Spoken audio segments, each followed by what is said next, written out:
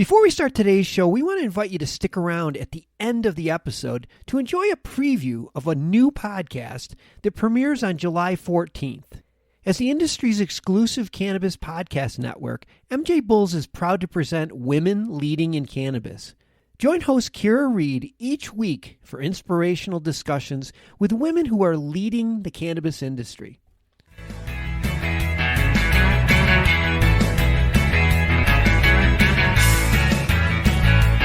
Just raised a Series A growth round that we're just closing now, about $6 million. The use of proceeds on that are mostly going to our manufacturers to help free up capacity, if you will, to put in deposits on this larger equipment, because the lead times on some of this larger equipment can be fairly long, 8 to 10 months. From MJBulls Media, it's the Raising Cannabis Capital Show.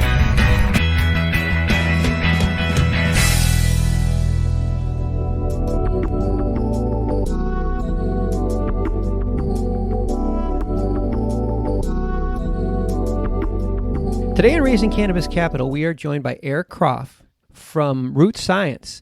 Eric, welcome to the show. Thank you, Dan. I appreciate you having me.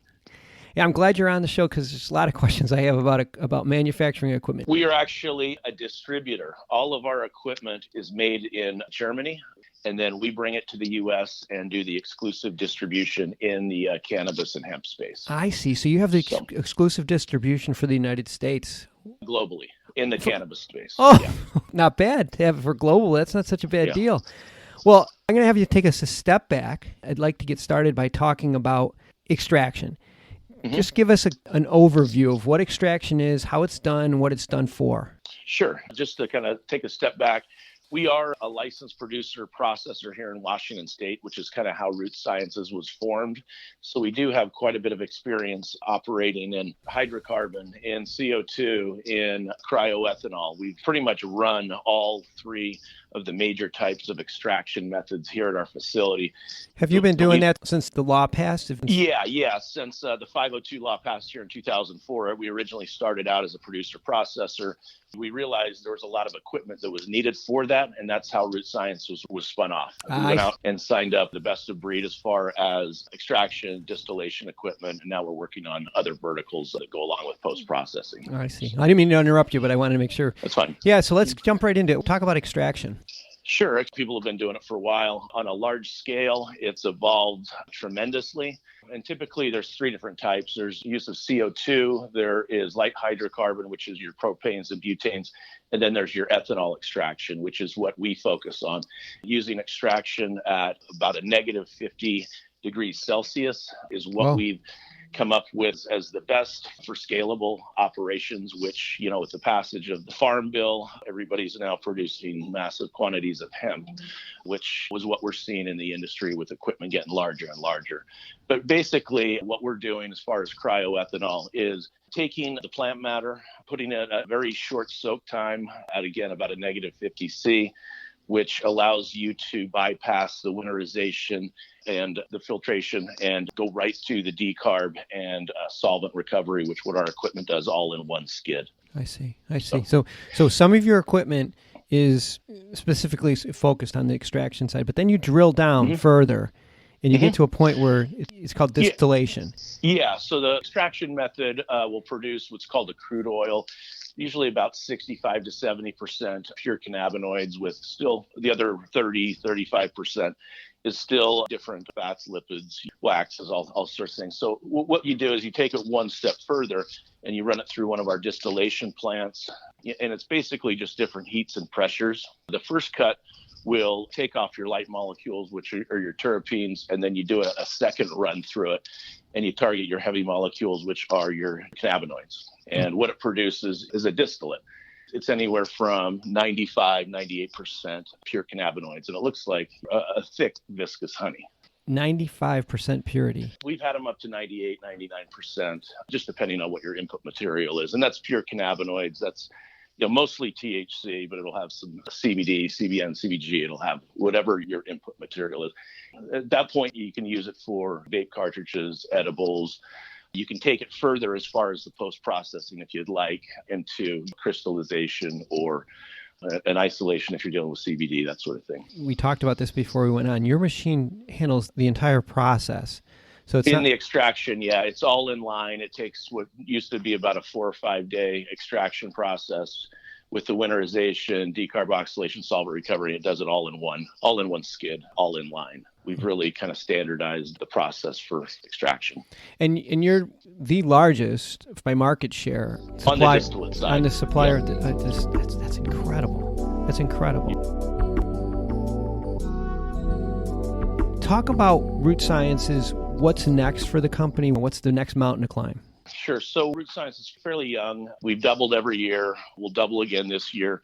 Started out mostly the distillation. Now we're in the extraction. We're looking at different verticals, the post-extract or post-distillation side, where again, people are extending the post-processing cycle. It used to just be extraction. Then it was extraction, distillation.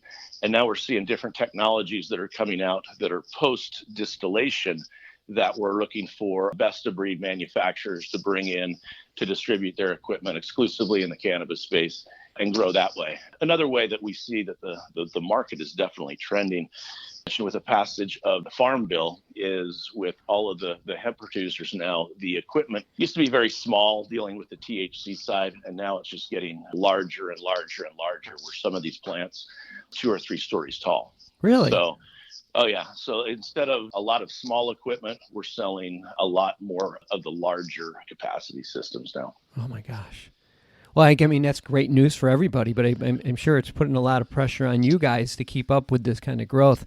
Are you raising money for this? We just raised a Series A growth round that we're just closing now, about $6 million. The use of proceeds on that are mostly going to our manufacturers to help free up capacity, if you will, to put in deposits on this larger equipment, because the lead times on some of this larger equipment can be fairly long, 8 to 10 months. So we're hoping to kind of reduce some of those lead times by helping them out with some additional deposits. We just wrapped that up, finalizing all that right now, and then we're using that as our growth round. We haven't had to raise money before. We've always been cash flow positive from day one. Kind of a new thing for us. We should be good to go for a bit. And then, after we deploy these funds, what comes next? Yeah, I guess if the industry keeps going at this pace, you're going to have to keep your eye on this, because a lot of this money, you're just using it's almost like a line of credit. It's you need to put deposits on equipment. A lot of this is made to order. It is. And a lot of the larger equipment is custom builds, which takes a lot of engineering, long lead times. We've tried to standardize it over the years. Initially, we only had one kind of off-the-shelf distillery plant. We're up to 4 different sizes now, where we get our manufacturers to produce one, and it's kind of a rinse and repeat type thing. But some of the larger ones, the custom builds that some of our larger customers require, they work direct with our manufacturers' engineers to get it to where they want. Some of these are so large that they have to build the building around them. Oh my gosh, that's crazy. There's a lot that goes into the bigger equipment. So this round is closing. The next round, you don't know when it's going to be, but if people are interested, just keeping an eye on you when there's an opportunity, what do they do? How do they follow up with you? Yeah. So right now we've engaged Meridian Capital, who I think most of your listeners will know. We've used them as our investment bank over the course of the last 6 or 8 months. We'll be continuing to use them going forward. So Scott Greiper will be handling the next 4 to 6 months at least of our work with that. So. Yeah, there's not a lot of investment bankers in cannabis, and Scott's handled a lot of the companies that have been on the show. So Yeah. But anything as far as the B round or a pre-IPO round, if that's the direction we go, would be directed towards Scott at this point. Okay. And we'll have all of Eric's information, all of Root Science information, all of Viridian's information on the MJBulls website. So, Eric, exciting stuff. This is exciting stuff. Yeah, thanks for being on the show. It's moving fast. I appreciate you having me again. Yeah, this is good. Promise me you'll be back. Oh, absolutely.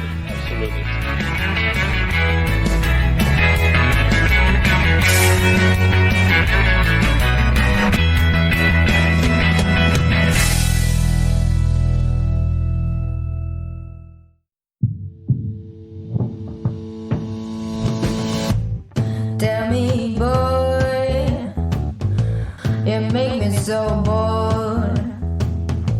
You need to walk the other way. I tell you once more. Please get out of my way. I don't want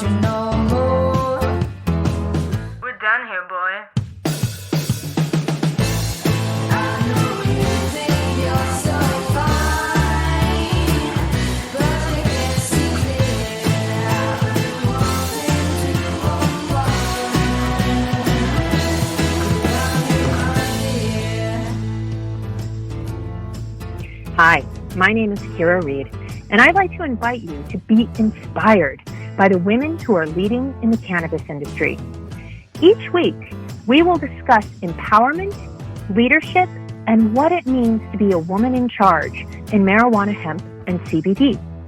As the founder of the Women Empowered in Cannabis community, I have had the great pleasure to get to know many brilliant and talented women who are CEOs, executives, politicians, advocates, and community leaders that are focused on creating a cannabis economy that is just, fair, and equal. We'll learn how these women make decisions, how they navigate a predominantly male industry, and what they're doing to level the playing field for women. I hope you'll join us.